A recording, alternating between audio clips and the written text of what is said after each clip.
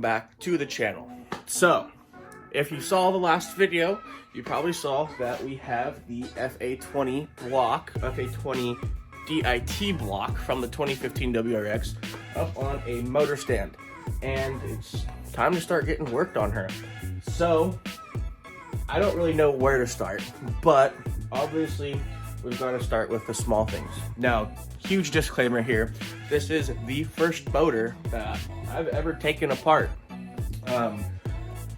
Maybe taken apart like some little small motorcycle motors before, you know, like little lawnmower engines or stuff like that, but nothing to this size, so, and this important to me either. So this is pretty important. I really want to do this right, do this correctly, and really learn it along the way as well. So I might be doing some things a little bit wrong. If I am, please, by all means, correct me down in the comments. I take constructive criticism, so, but I'm here to show you guys kind of what I'm doing and my process of doing things, and maybe this will help some of you out as well down the road with taking apart your first motor too. So I want to try to do this as correctly as possible, so we'll see. But yeah, so she's here, she's on a stand, so now it's just a matter of starting this process, and really it's gonna start with just getting things organized. So I guess we'll start with the little things first. And one of the biggest things you gotta do is you do need to drain the oil from this motor. A lot of it did already drain out on the ground on me when I had it just sitting on the ground, because a sensor on the bottom popped out and just oil just everywhere on the ground. But it is what it is, but we need to drain out whatever other additional oil is in there. So we'll pop that here pretty soon and let that drain. And we got a whiteboard up, and so we need to write down kind of, I guess, some steps that we want to go in, just so we have a list of how we're doing things and how things are coming off and kind of where we're going. We also need to write a parts list too, because we will have to send some stuff off to machine shops, and then order some other parts for this as well, just again as time goes on. This isn't going to be any, you know, 1 month engine build or anything, by all means. This is fully funded out of my own pockets, and I've got bills to pay just like everybody else. So it will just kind of come along as time goes. I want to try to do as much of the work on this thing as I can myself, but we'll see just as time goes on. So anyways, without further ado, you don't want to hear me talk too much, so I'm gonna go ahead and set the camera down and just throw on some time lapses, and you guys can see me kind of getting some things set up a little bit. Let's do it.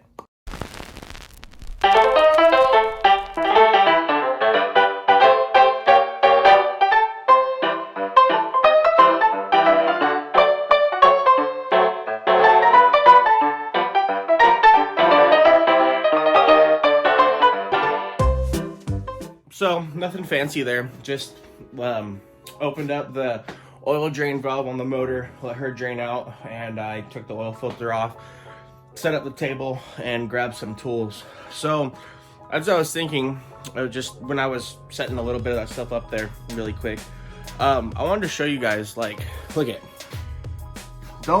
you don't need no fancy shop to build a motor in, or tear one apart or anything like that if you want to learn. Like, this is literally my work shed is what I call it, and I do also use this for my full-time job as well. I work out of here occasionally. So this is it. It's no fancy shop. I don't have super fancy tools either. I don't even know if I have the correct tools that I need to take this thing down and build it, but we're gonna find out. I'm literally using some rigid impacts, and I've got a bunch of Harbor Freight tools just kind of scattered everywhere throughout, and then I've got a bunch more stuff up there too. So like I said, you don't need anything fancy. So don't be discouraged. You know, if you don't have a nice shop with the nice top quality tools or anything like that, still do it. If it's something that you want to do, have fun with it, enjoy it. But anyways, let's get down into this a little bit more and see what is next. So really, I guess, and if you were starting this on your own from scratch, from just pulling the motor straight out of the car and getting started on this, I would say that, or I would think at least, that your first steps would probably be to take off the intake manifold, and then probably maybe flip it over and get the headers and the turbo off from underneath. Now, that's probably what I would have done if I would have started there, but my headers and turbo were already off, and so was my intake manifold and throttle body already as well. So I just have those sitting over here for the time being. I did go ahead and throw the header and turbo up here on the table, so I can kind of show you guys here a little bit. So this was part of the reason why I did buy a used OEM turbo with like 13,000 miles to get thrown on the car. If you can see that right there, that finish chipped. Pretty bad. That finish chipped. I think that was the one straight across. So basically, because of that, there also is some shaft play in here. You just got to find the spot, but there was a good amount of shaft play in there. And yeah, so that turbo on the car, it is still an OEM turbo, nothing done to it or anything like that. But obviously we now have the Killer B external wastegated headers on the car with those twin tile wastegates. So the hot side of this turbo looks fine.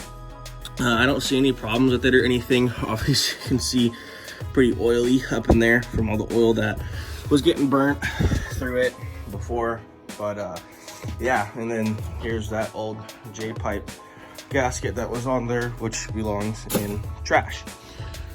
So that's that. I'm thinking about possibly sending this turbo out to get rebuilt or rebuilding it myself, but I'll probably end up sending it out to SoCal Porting, and the reason being is because I think I might just go with their V3 turbo upgrade on the car for now. Not 100% sure, but I do have this turbo sitting here. It just needs to get rebuilt, and possibly go with their V3 upgrade. So port it out, and I don't know, maybe I'll send in the headers that are on the car right now and get them port matched or something. But anyways, that's that. So we'll see what happens down the road from there.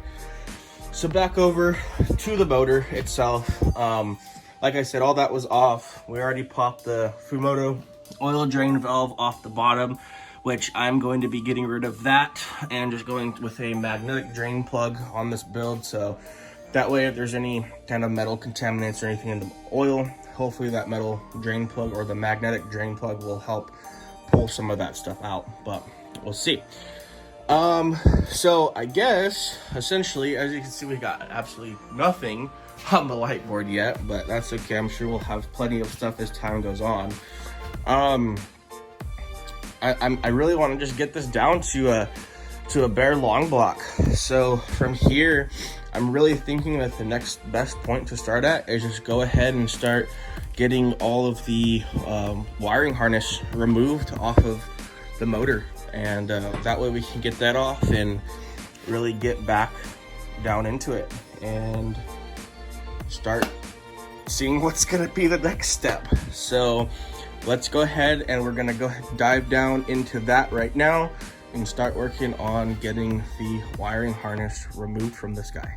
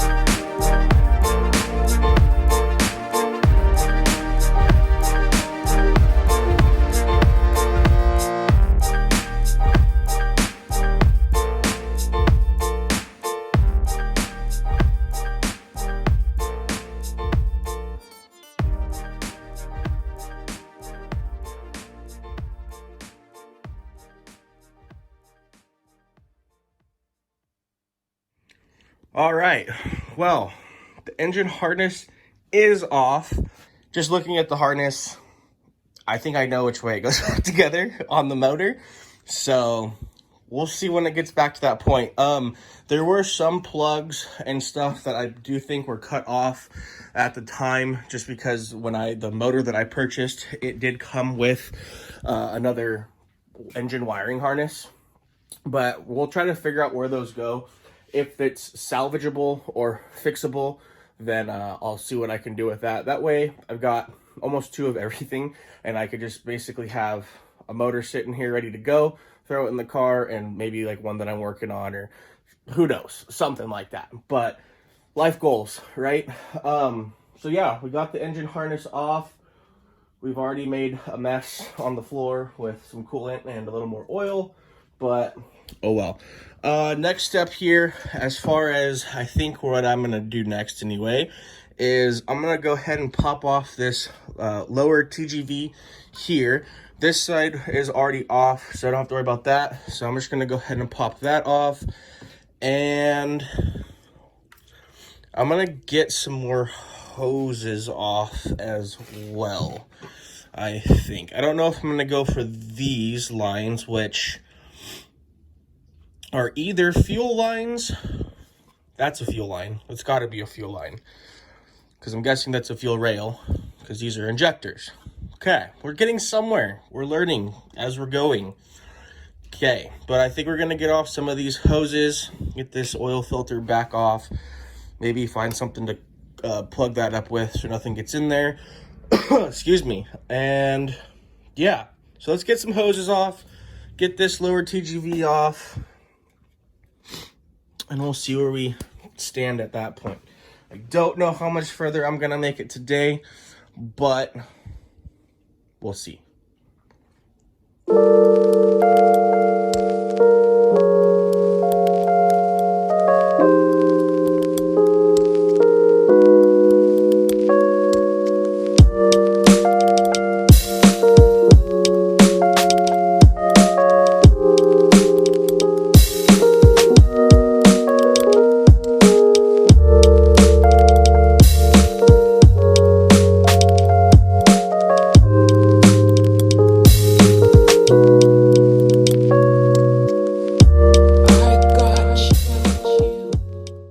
So I pretty much got all the hoses and then the upper TGV taken off on that side.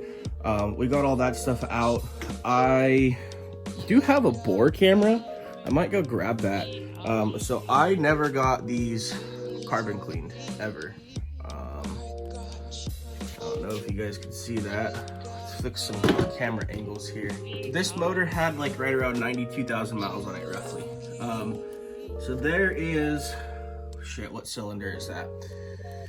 What is that? Whoa, 2? I think it's 2. 1 or 2. But anyways, this is how much of a noob I am, but we're gonna figure it out. Yeah, it's pretty bad down in there. It's pretty bad, but I think I'm gonna go grab my bore camera or see if I can figure out where it's at.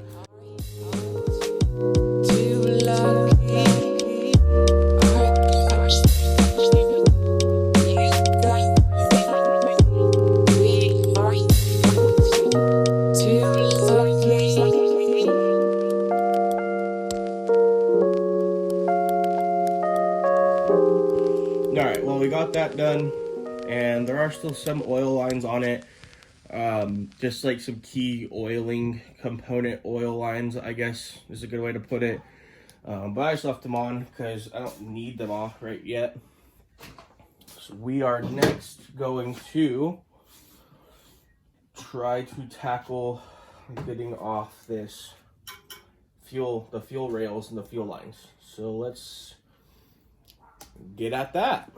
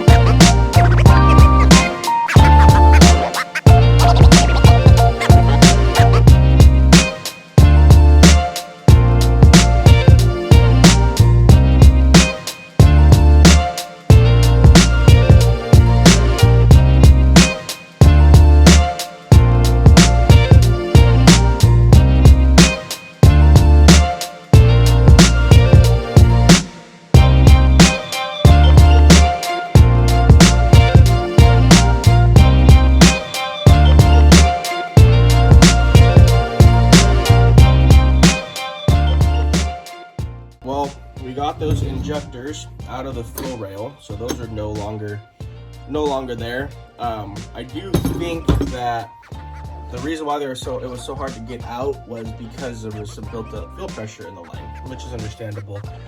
But I don't think these clips had to do anything with holding the injector in the rail. We learned. Cool.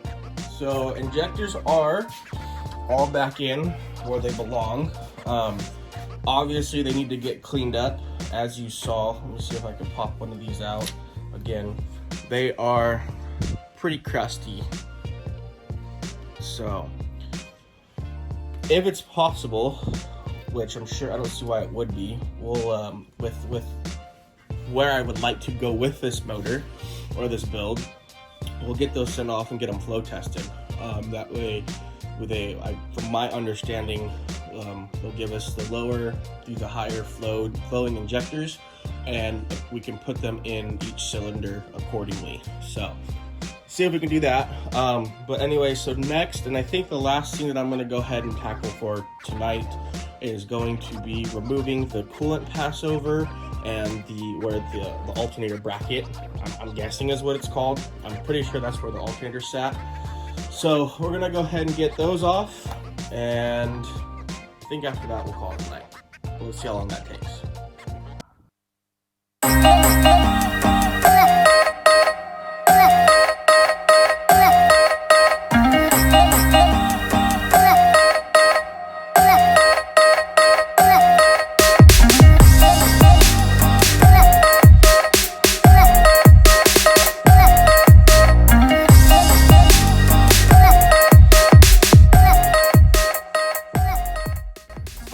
Well, we got that stuff off, and it was way easier than I thought it was going to be. Those bolts just zipped right out, so that's sweet. So we're basically left with a pretty naked long block for the most part. And hopefully next time we'll also get the timing chain cover off as well. So that's the goals for next time. Maybe even the oil pan on the bottom. Possibly some valve covers. I don't know. We'll see. But this was a good learning experience today. In all honesty, that was great. Like I said, this is the first time that I've done anything this extensive as far as engine work, motor work, and we're gonna tear this thing all the way down and see, like I said, what caused that low compression. If it was ringland failure, which is what my mechanic thought that it might be, more than likely. So anyways, that's today. Basically got it down to the just a bare long block. After that, I'm pretty much left with a super messy table of a bunch of parts and a wiring harness and some scattered around tools. So that's always lovely, but that's where we're at today. So thank you guys very much for watching this video. Like I said, I'm going to try to put a new one out about once a week is the goal. If I can throw them out faster, cool, but I'm about to get really busy with work right now, so I don't know how much I'm actually going to be working on this guy, unfortunately. But I hope to work on it a little bit here and there, just throughout a week or so, and then kind of compile all the video together. That way I can throw it together, or maybe I just work on it on the weekends whenever I have time. So one video a week's the goal. If I post more, you guys will see if you subscribe, of course, and please make sure to follow me on Instagram. I'll post on there too whenever I post some videos up, if I post them early, or you can just see what I might be tinkering with in here as well. So thanks for watching. I appreciate it. You guys have a good one.